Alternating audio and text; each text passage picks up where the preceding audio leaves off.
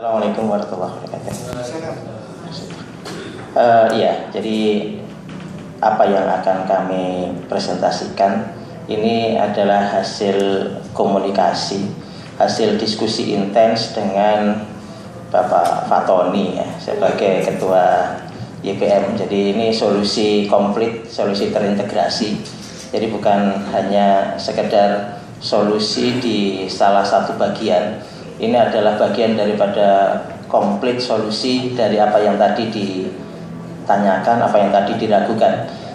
Kalau misalkan tadi yang banyak ditanyakan adalah bagaimana membuat image, bagaimana membuat yang tadi masih di brankas itu segera bisa dikeluarkan. Insya Allah, kalau menurut saya, apabila memang yang sudah ada ini kemudian menjalankan program yang coba kita usulkan, insya Allah image-nya terhadap perguruan tinggi NU akan berubah, sangat berubah. Dan di sini kenapa saya memberanikan diri untuk menceritakan ini, karena ini adalah solusi yang baik, murah dan powerful gitu. Jadi ini hasil dari pengalaman saya di Universitas Airlangga. Jadi begini Bapak dan Ibu semua, saya berpikir bahwa sebelum saya masuk ke sini, mohon izin untuk saya ada preambul sedikit Bapak.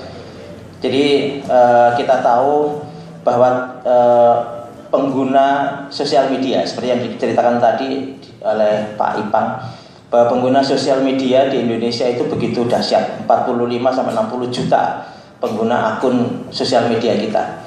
Dan institusi atau unit manapun apabila berhadapan dengan citizennet pasti habis. Citizennet, pengguna-pengguna sosial media. Jadi sosial media sekarang ini di Indonesia itu betul-betul menjadi sebuah komunikasi nasional. Ketika Bapak dan kita mungkin bisa merasakan ketika Pilpres itu begitu panas komunikasi itu karena sosial media. Jika tidak ada sosial media maka tidak akan sepanas sekarang. Mungkin tidak ada DPR tandingan mungkin kalau dari sosial media karena nggak ada yang mengompori. Tapi dengan adanya sosial media ini membuat Indonesia seakan-akan menjadi terjadi sebuah komunikasi yang dahsyat se-Indonesia. Artinya apa? Artinya bahwa mahasiswa kita, anak didik kita, jangankan sampai mahasiswa, anak-anak SMP saja itu sudah berbicara dengan menggunakan kekuatan sosial media. Artinya mereka sudah bisa berkomunikasi tingkat nasional. Artinya mereka bisa berkomunikasi dengan tempat yang lain, beda dengan kita. Sementara ini regulasi kita, institusi perguruan tinggi itu melarang mereka untuk bersosial media. Karena apa? Mungkin karena kita masih tidak bisa menyentuh ke sana ya. Tapi seperti yang dikatakan Pak Ipang tadi, saya sangat sepakat bahwa apabila orang tua tidak paham tentang sosial media, maka dia akan jauh dengan anaknya. Dan iya, artinya bahwa kalaupun misalkan kita tidak menggunakan kekuatan sosial media, maka mereka pun juga sudah masuk di dalam sosial media. Artinya begini, ketika dosen kita tidak datang, ketika kelasnya menjadi sumuk, ketika apapun yang terjadi, itu akan masuk di dalam sosial media dan menjadi sebuah pembicaraan. Meskipun akhirnya rektorat, meskipun akhirnya universitas tidak mengenal itu, tidak tahu. Sama dengan ketika PR-nya anak SD yang sudah sampai kemana-mana gitu, 6x4 dan 4x6 itu beda atau tidak. Nah, ini menunjukkan bahwa sebenarnya mahasiswa kita itu adalah citizennet. Konsekuensinya adalah bahwa apabila kita tidak masuk ke sana, kita tidak ikut nimbrung di sana, maka kita menjadi sebuah institusi yang tidak mengikuti perkembangan dinamika teknologi. Sama dengan SMS. Apakah kemudian kita bisa melarang SMS? Tidak bisa. Sama dengan sosial media itu. Artinya saya mempunyai ide, monggo nanti kita diskusi. Saya mempunyai ide bagaimana kalau misalnya institusi itu masuk juga di dalam melebur di dalam sebuah aktivitas sosial media. Loh, apakah kemudian akan terjadi diskusi awut-awutan gitu? Oh tidak begitu. Saya berpikir bahwa belajar sekarang ini teknologi, konsep belajar itu bukan membuat mahasiswa kita menghafal. Mohon maaf, kebetulan saya juga dosen, jadi agak paham bagaimana proses mengajar. Jadi seringkali kita membuat mahasiswa kita itu menghafal. Ketika kita kasih buku, ketika kita kasih referensi, kemudian ujiannya adalah bagaimana mereka menghafal buku yang ada. Begitu. Ketika mereka tidak hafal, maka nilainya sekian. Sebenarnya harusnya mahasiswa kita bukan lagi levelnya bagaimana mereka menghafal, tapi bagaimana mereka menjadi solusi. Untuk menjadi solusi ini maka terjadi kolaborasi. Untuk menjadi solusi ini maka harus melakukan kolaboratif komunikasi. Oke, saya masih melihat seluruh perguruan tinggi Indonesia, baik UI, ITB, UGM, saya yakin masih menggunakan konsep e-learningnya dengan menggunakan Moodle, dengan menggunakan Front, dengan menggunakan konsep e-learning yang selama ini dipakai di perguruan tinggi manapun. Rasanya di Indonesia masih seperti itu. Saya belum melihat ada sebuah konsep e-learning yang berbeda, dan ini saya coba tawarkan sekarang di NU. Artinya ini belum ada di Indonesia, belum ada di dunia, insya Allah. Yang terjadi di Moodle itu adalah kita mendigitalkan ruang kelas. Jadi ruang kelas saya lebarkan, ruang kelas saya buat digital, ruang kelas saya buat lebih jauh. Jadi mendigitalkan ruang kelas, artinya bisnis prosesnya masih bisnis proses kelas. Kalau bisnis proses kelas, maka fokusnya mahasiswa itu diajak untuk menghafal tadi. Jadi hanya bedanya sekarang di depan laptop, tapi sama-sama seakan-akan di dalam kelas.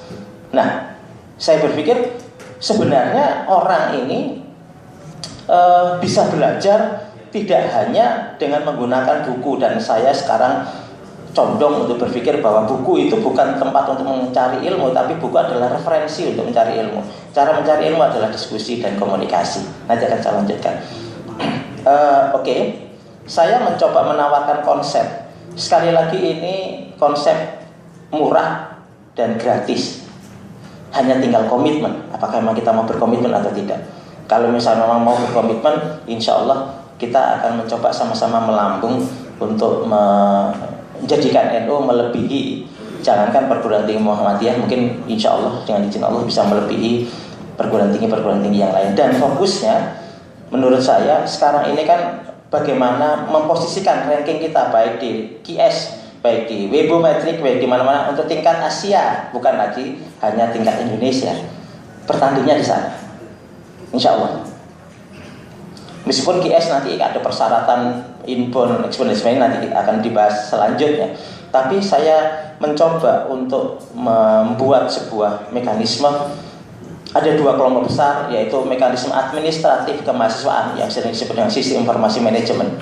Kemudian ada aktivitas digital proses belajar mengajar, PBM. Bagaimana kita membuat proses belajar mengajar dan administrasi ini dikelola dengan baik, sehingga andai kata saja seluruh perguruan tinggi NU itu dikelola dalam sebuah manajemen digital yang rapi, maka akan terbentuk sebuah kelas yang insya Allah levelnya sudah level internasional, bukan hanya level nasional. Insya Allah kita cerita, nanti kita diskusi. Jadi judul yang kita munculkan adalah NU Go to Cloud. Bagaimana NU tiba-tiba tidak lagi tradisional, tidak lagi konvensional, tapi tiba-tiba sudah melampaui ekspektasi, melampaui yang standar yang ada sekarang di tingkat nasional. Insya Allah. Next. Kalau misalkan yang biasanya kita selalu akan membuat sebuah ruangan, akan membuat sebuah aktivitas pembelajaran yang standar. Ada dosen, ada mahasiswa, ada papan tulis dan sebagainya yang mereka harus datang. Dan mereka datang sesuai dengan schedule waktu yang tertentu. Oke, next. Nah, saya sedang berpikir bagaimana kalau misalkan mereka semua belajar di awan, mereka semua belajar di cloud, di langit. Siap.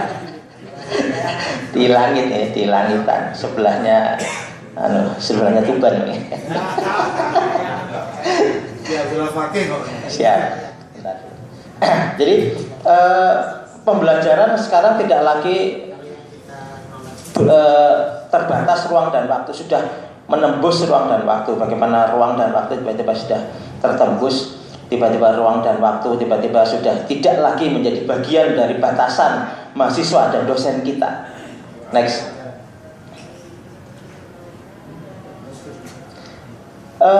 Kita tahu ini, saya sok tahu ya 200 perguruan tinggi ya aslinya. Oh alhamdulillah, berarti saya tebakannya benar. Berarti melihat dari langit. Alhamdulillah. Insting langitnya bro. Siap. Jadi andai kata saja 200 perguruan tinggi NU itu tiba-tiba di-upgrade gitu bareng-bareng, apakah mungkin? Insya Allah. Tidak perlu waktu 5 tahun, 6 tahun, 7 tahun. Kami hanya perlu waktu untuk 200 ini 1 tahun saja insya Allah. Setahun. Seperti apa konsep, dan barusan saja saya juga sudah ditelepon oleh Google untuk menyatakan komitmennya untuk ikut bergabung dengan aktivitas yang akan kita buat NU Go to Cloud. Microsoft, Google, Indosat dan sebagainya, kita akan membuat solusi yang komplit insya Allah. Next. Kita tahu bahwa perguruan tinggi pasti punya dokumen, punya ya ada mata pelajaran, ada apapun yang ada di perguruan tinggi itu. Bagaimana tiba-tiba semua materi ini kita cloudkan? Oke, next.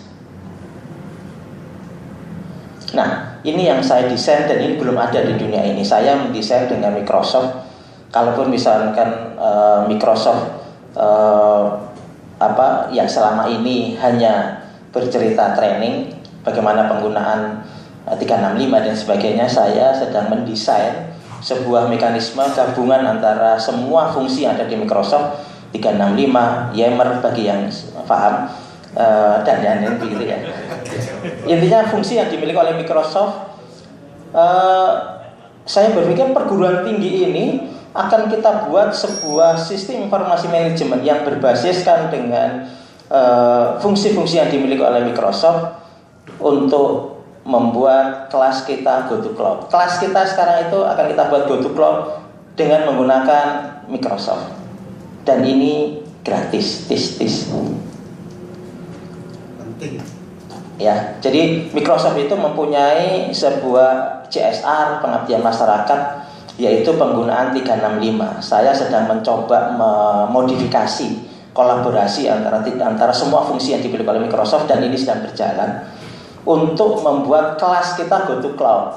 Jadi fungsinya berbasis mata kuliah, berbasis kelas. Jadi nanti di satu kelas, jadi dosen itu nanti tidak perlu lagi membawa buku, dosen tidak perlu lagi membawa hal-hal yang tidak berbasis digital. Jadi semua mahasiswa kita akan menggunakan semua tool yang mereka punya. BYOD ya, bring your own device. Jadi mahasiswa kita itu akan belajar dengan menggunakan tool yang mereka punya. Sekarang kalau dipertanyakan apakah kemudian ada isu terhadap penggunaan smartphone di mahasiswa kita, rasanya tidak. Mahasiswa kita sudah punya handphone yang sangat mungkin untuk tidak hanya untuk SMS dan telepon saja. Mahasiswa kita sudah pasti punya smartphone. Artinya sekarang bagaimana kita membuat smartphone ini dipakai dalam proses belajar mengajar di kelas. Di kelas nanti minimal kita akan meminta menggunakan Speedy. Nanti kita akan ngobrol bagaimana Speedy dan bagaimana Telkom dan Indosat. Saya mencoba desain di sini dan insya Allah itu sudah saya diskusikan dengan mereka semua. Saya sudah diskusi dengan Microsoft, makanya mereka mau melakukan tanda tangan. Saya sudah diskusi dengan Google, saya sudah diskusi dengan Indosat, saya sudah diskusi dengan kalau Telkom dengan Pak Fatoni. Jadi saya sudah mendiskusikan ini, dan insya Allah saya sudah mendiskusikan ini dan mereka sudah komit untuk kalau misalnya ini dijalankan mereka komit. Oke, next.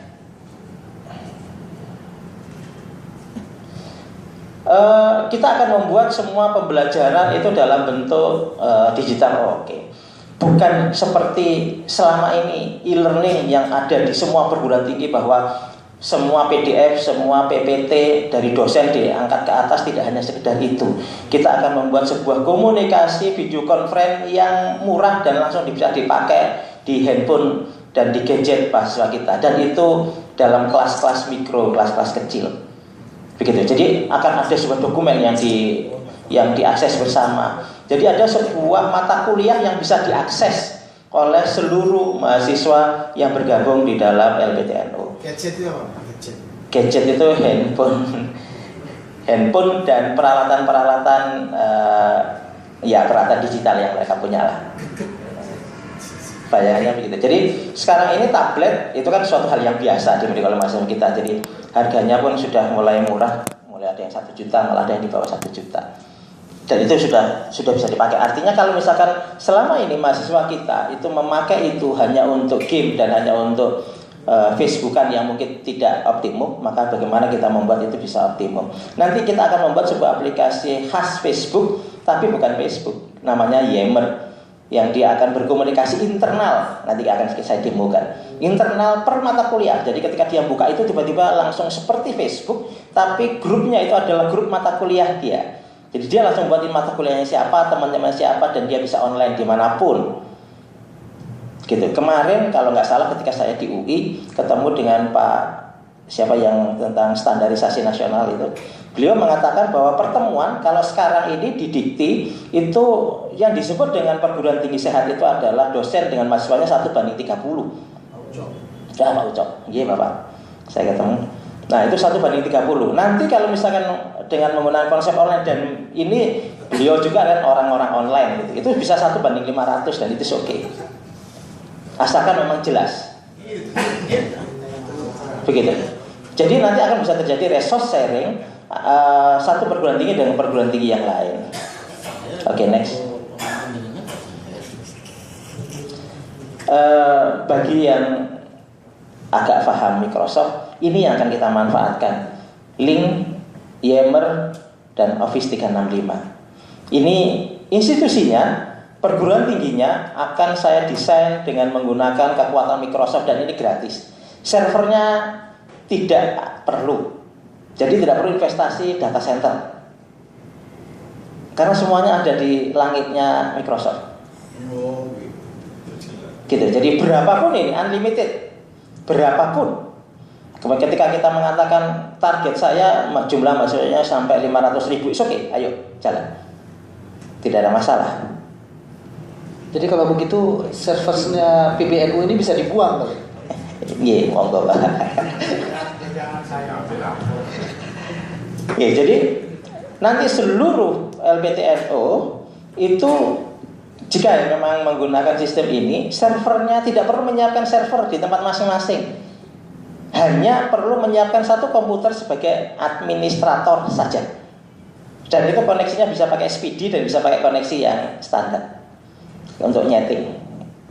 Modem juga. Ya, koneksi internet lah. Ya, koneksi internet nanti kita ngobrol dengan Telkom.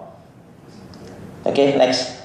Saya percepat dulu supaya overview-nya kelihatan. Jadi Microsoft yang akan mengantar kita semua dokumen, semua kekuatan kelas yang tadinya bukan hanya kelas mati, nanti akan terjadi diskusi. Jadi bisa video conference dalam satu kelas dengan menggunakan gadgetnya mahasiswa. Gitu. Jadi bukan streaming satu seperti radio online, tidak. Ini nanti streaming per kelas, baik mereka ada di kelas maupun tidak. Dan ini memungkinkan untuk dibuat bahwa misalkan ada 16 kali tatap muka supaya menghemat kelas, maka 7 kali di kelas, selebihnya kita menggunakan sistem cloud. Jelajah itu jadi. Next.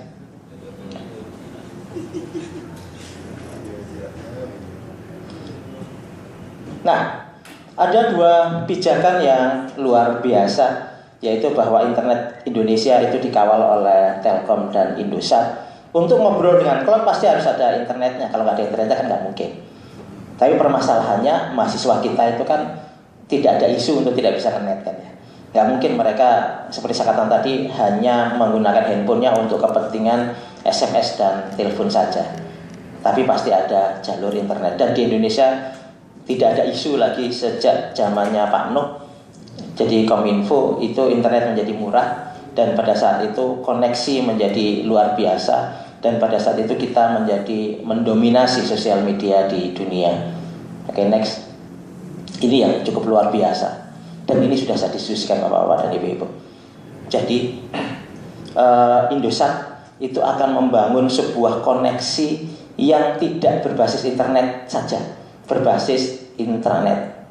Indosat akan membuat sebuah komunikasi antar perguruan tinggi. Begitu.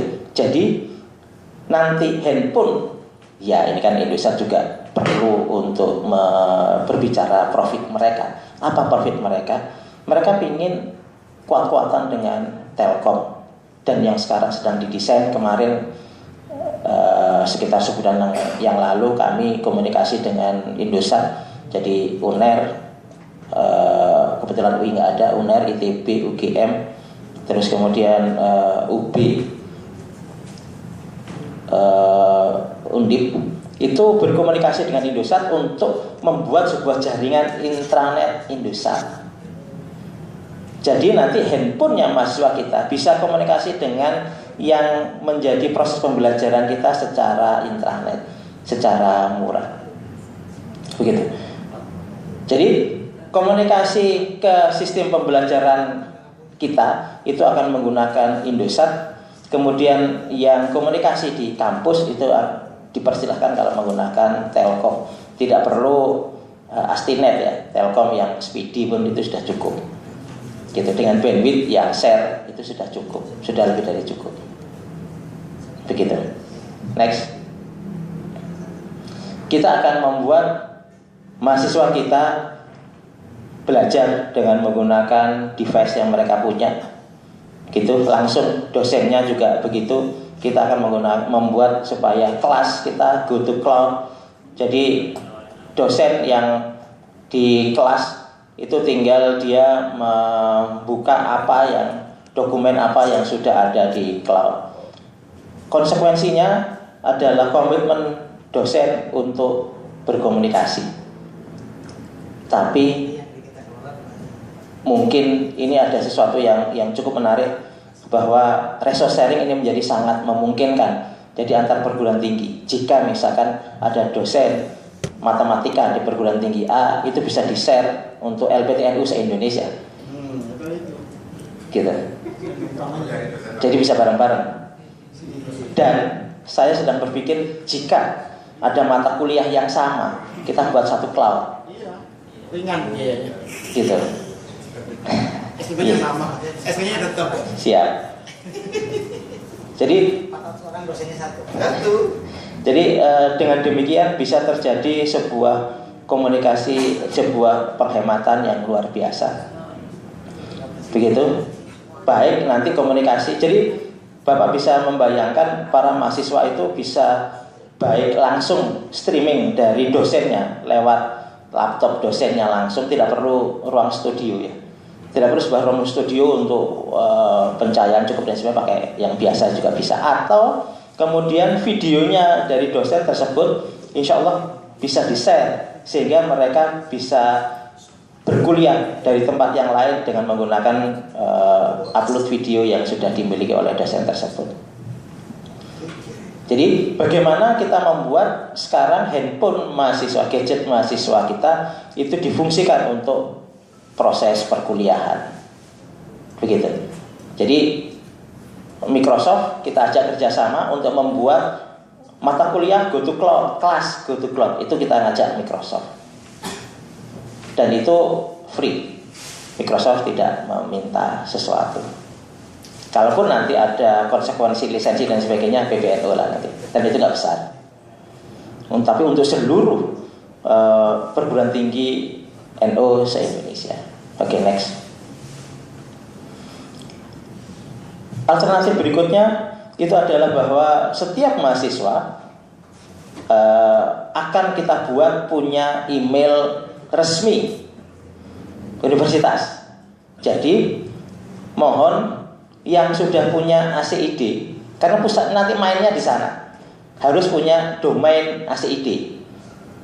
Kalau misalnya yang belum, kami diberi surat kuasa untuk kami bantu menguruskan. Semuanya. Gitu, semuanya. Dari 200 ini yang masih belum punya ACID, kita akan bantu uruskan. Apa sih kebutuhannya? Yang pertama tadi kebutuhan untuk membuat website dan sebagainya, itu kebutuhan nggak terlalu penting. Tapi kebutuhan yang penting berikutnya adalah bahwa semua mahasiswa itu nanti akan kita beri email yang berbasis domain perguruan tinggi, dan itu dikelola secara free oleh Google. Sebagai bayangan, seluruh mahasiswa kami, saya mahasiswa UNER itu 32.000, sekarang sudah 50.000 lebih email yang saya berikan pada mahasiswa UNER. Itu basis anunya yang memberi Google, tapi domainnya adalah UNER ACID. Gitu Bapak. Jadi semua mahasiswa kami itu punya email yang sebenarnya kami tidak punya storage. Storage-nya dipakai oleh Google, berapapun, unlimited ini. Kalau mahasiswa PTMU berarti 200.000 semua. Oh iya, makin besar makin senang Google ya.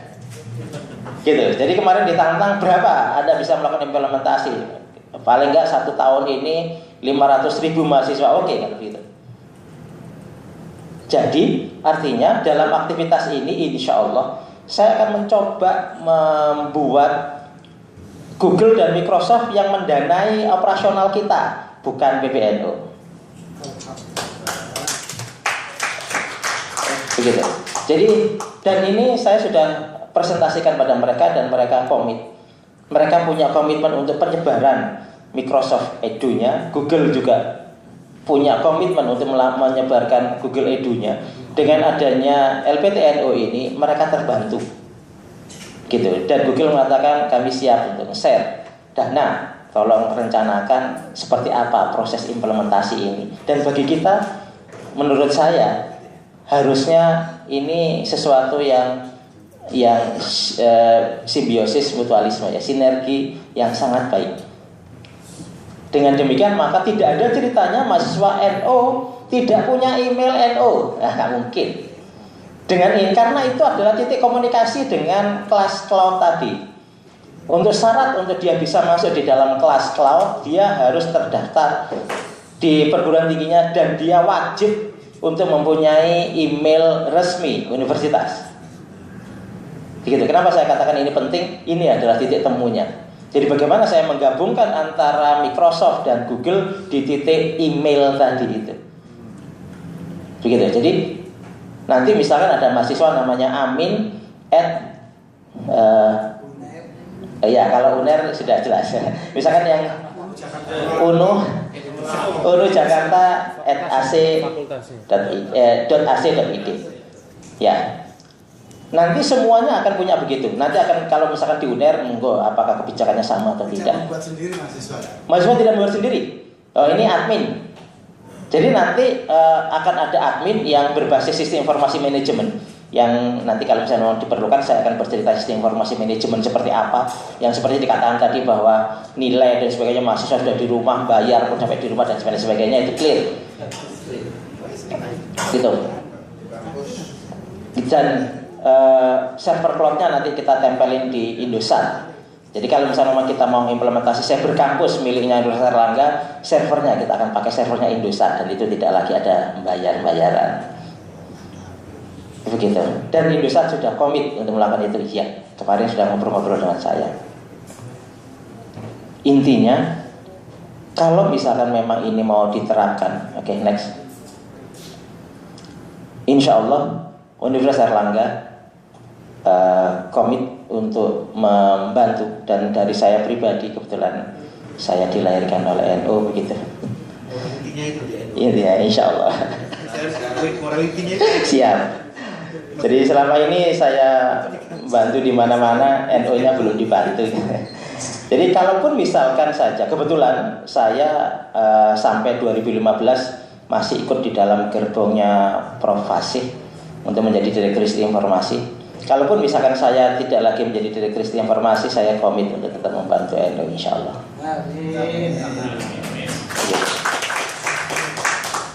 Jadi prinsipnya ini tidak boleh, jika memang ini sudah tenggelam maka tidak boleh setengah-setengah.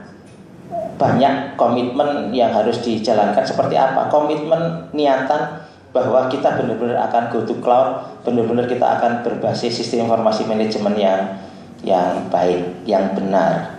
Mungkin salah satu contoh saya tunjukkan ke emailnya, coba masuk webmailnya UNER. Salah satu contoh nanti seperti ini Bapak.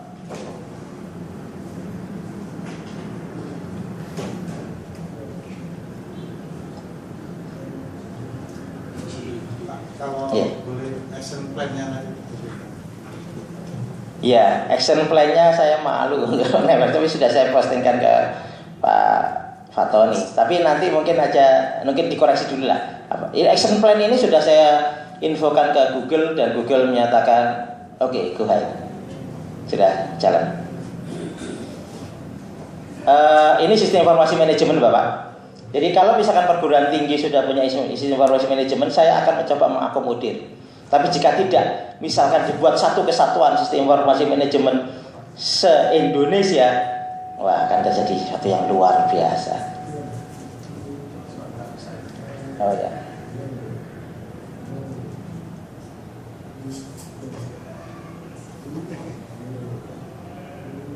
Yang webmail dulu aja.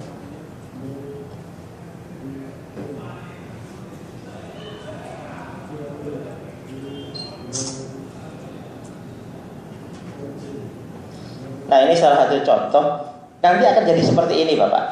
Jadi mahasiswa kalau mau masuk email itu akan ada webmail, misalkan mau dikelola jadi satu atau sendiri-sendiri per perguruan tinggi. Oke. Nah, udah Bapak. Jadi mereka akan masuk ke sebuah portal. Kalau kami di sini di Universitas Erlangga ada portal webmail UNER ACID, nanti mungkin webmail lpt.nu.or.id gitu. Atau seperti apa itu gampang, itu tinggal nanti disetting. Jadi mahasiswa tinggal masukkan user dan password. Usernya adalah NIM mereka, passwordnya adalah password mereka. Bisa pakai email juga.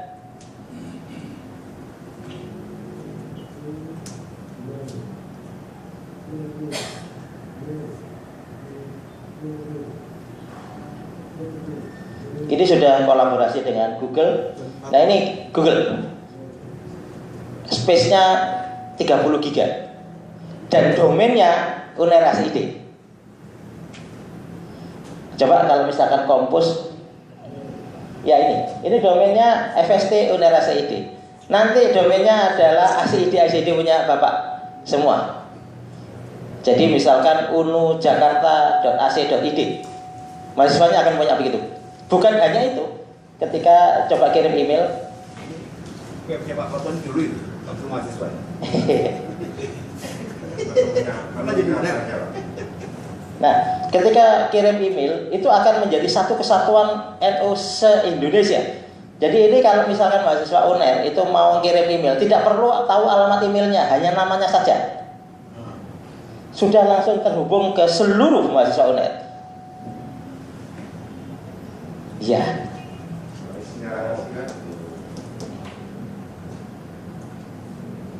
Gitu Bapak. Kalau kami, kalau ada angka 13-nya itu mahasiswa, kalau nggak ada angkanya itu adalah dosen. Jadi mahasiswa tidur pun kami kasih email. Artinya setiap kali mahasiswa baru, admission baru masuk dalam sistem informasi manajemen langsung dibuat email semua. Begitu. Kita tidak kehilangan satu mahasiswa pun. Buatnya kampus langsung. Iya, kampus langsung. Dan mereka boleh rename satu kali saja. Dan rename-nya itu harus benar. Misalkan namanya tiba-tiba cantik, nggak boleh. Harus sesuai dengan namanya. Jadi karena ini legal ya. Kalau misalnya mereka apa-apa dan sebagainya kan bermasalah dengan legalnya. Tapi dengan demikian mereka merasa bangga. Dan demikian mereka tiba-tiba bisa berkomunikasi secara legal dengan institusi luar negeri yang memang berbasis legal, bukan lagi gmail.com, bukan lagi yahoo.com, tapi benar-benar berbagai institusi. Dan ini tidak perlu data center, begitu, dan ini free. Bahkan untuk alumni juga. Untuk alumni juga, ya. Contohnya ya bisa. Harus by name, generate-nya by name, begitu. Dan ini untuk treasure study untuk alumni itu sangat baik. Karena email ini selamanya Bapak, dimiliki selamanya. Artinya kalau suatu saat nanti UNU itu sudah punya angkatan yang sudah lulus, untuk ngobrol, untuk memberitahu bahwa ini alumni mana dan ini cara berkomunikasi, masih ini karena email ini masih bisa dipakai seumur hidup. Jadi artinya tiba-tiba kita sudah masuk di dalam sebuah mekanisme standar internasional. Selama ini yang punya email seperti itu relatif masih MIT. Oh, alam kalau yang lain, gitu. Perguruan tinggi yang lain, saya di sebuah institusi yang tidak perlu saya sebutkan. Ketika saya minta email, itu pun harus pakai surat, pakai prosedur, pakai macam-macam. Nanti untuk di NU tidak ada ceritanya begitu. Seluruh mahasiswa sudah punya email, seluruh mahasiswa sudah punya blog, seluruh mahasiswa bisa komunikasi cloud, seluruh dosen sudah punya cloud, dan tiba-tiba kita bisa membuat mahasiswa itu bisa berkomunikasi lewat cloud untuk mata kuliahnya. Ini contoh kelas cloud kan dalam munculkan Yammer.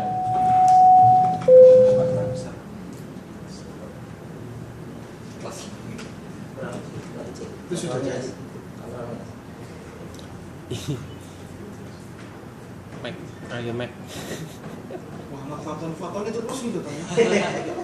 Ya kebetulan. Ya, Ini banget tadi. jadi nanti ini adalah mata kuliah dia. Siapa yang ngatur mata kuliah ini? Admin nanti.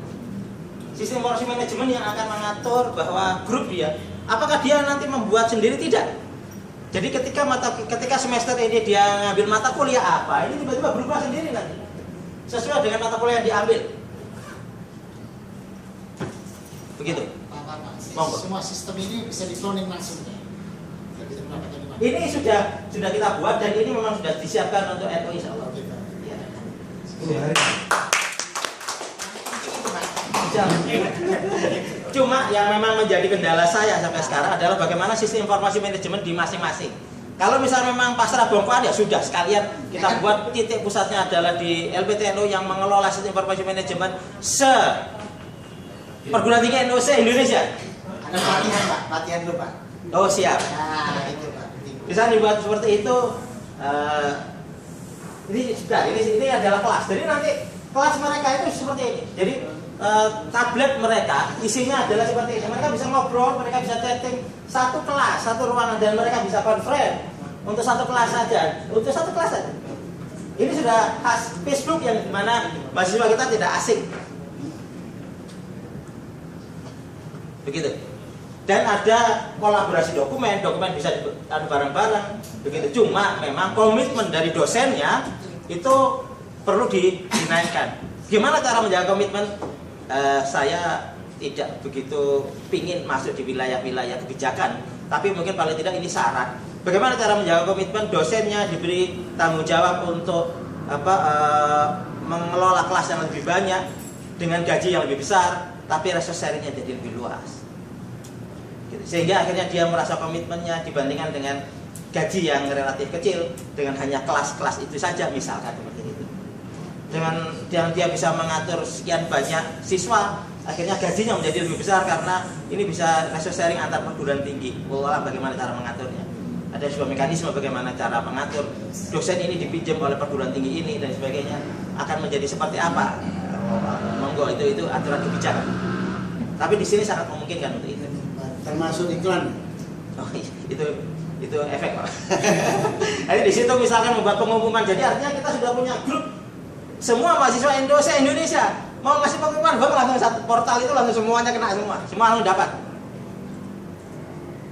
Luar biasa, tiba-tiba menyatu dalam satu kesatuan se-Indonesia. Ya, luar biasa. Ya, sebelum nanti saya ceritakan tentang sistem informasi manajemen yang relatif lebih rumit, saya mohon masukan saja dari apa yang sudah saya ceritakan. Kalau yang sudah Bapak Ibu sekalian, Sebetulnya Pak Gianto, saya ini berharap Bapak bisa presentasi di hadapan Pak Menteri besok. Hanya saja jangan panjang-panjang, karena Pak Menteri jam 10 sudah harus keluar kota. Jadi bisa nggak misalnya paparan itu hanya beberapa slide saja, set selesai gitu. Paling tidak ya 3 slide lah, 3-4 slide. Oh gitu. Ya. Karena memang rencananya itu adalah MOU tripartit antara UNER sebagai pengisi konten, kemudian Microsoft ya, kemudian PBNU. Rencananya begitu. Tapi semuanya itu untuk UNO gitu, untuk PTNU seluruhnya. Nah, hanya saja karena Microsoft tidak bisa hadir, jadi Pak Gianto saja dari UNER saja yang untuk paparan, tapi paparannya jangan panjang-panjang Pak. Baik, itu saja. Dan untuk ini barangkali ada pertanyaan atau bagaimana? Sedikit Pak. Jangan panjang-panjang. Iya sedikit. Ketika di Sidoarjo itu, ketika di Sidoarjo itu Pak Her menerangkan kepada kita bahwa di dunia kampus itu yang paling pokok adalah atmosfer akademiknya gitu. Kalau transfer knowledge itu di perguruan tinggi unggul luar negeri itu juga sudah bisa kita tiru di Indonesia ini, sehingga nanti jangan sampai kita tidak bermutu karena memang tidak terbangun atmosfer akademik.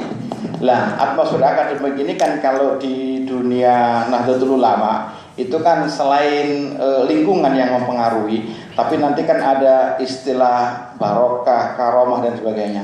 Ini yang saya kira nanti, iya benar ini maksud saya, ijazah dan sebagainya ya. Ini yang saya kira juga bagaimana memasukkan atmosfer akademik Nahdlatul Ulama itu dalam konten-konten yang tadi itu. Itu saja saya kira. Sehingga nanti maksud saya begini, jangan sampai nanti yang kita sampaikan nanti juga berseberangan dengan prinsipnya Pak Hermawan yang diinginkan waktu di Sidoarjo dulu itu saja, sehingga nanti jangan sampai kita kebablasan. Pak Hermawan tidak setuju dengan yang diinginkan oleh beliau. Terima kasih. Ya, berikutnya singkat saja ya. Monggo silakan Pak Huda. Terima kasih. Apa yang dipaparkan tadi sangat luar biasa. Tapi paling tidak bahwa perguruan tinggi NU itu kelasnya tidak e-learning, jauh di bawah itu. Sekarang kita dibuat melampaui itu, ini luar biasa. Ya kan, e-learning aja belum, kita kemudian butuh cloud gitu kan. Pertanyaannya adalah bahwa ketika satu dosen bisa sampai satu kelas itu 500, pertanyaannya adalah apakah kemudian tidak melanggar aturan? Satu, akreditasi apakah kemudian otomatis nanti dosen hanya 6 tapi muridnya 1000 2000 gitu ya, artinya 2000, apa kemudian tidak kemudian menjadi masalah yang perlu ditanyakan kepada Pak Menteri paling tidak nanti. Kemudian saya ingin tahu actionnya sebenarnya kayak apa sih, karena kita nggak paham ya, artinya bagaimana kemudian itu bisa dalam pembelajaran itu komunikasi kayak apa dengan menggunakan seperti ini. Saya pikir ini lebih kita paham betul kalau kemudian nanti dipresentasikan actionnya aja bagaimana kemudian itu berjalan. Terima kasih. Ya, yang ketiga terakhir, monggo silakan Pak. Singkat-singkat saja. Kalau sudah punya CID, tadi Bapak bilang cukup daftar ya. Nah, misal meskipun sudah punya hosting juga, terus nanti ngelolanya tidak pakai PHP MyAdmin, pakai langsung dari situ atau kita punya admin sendiri?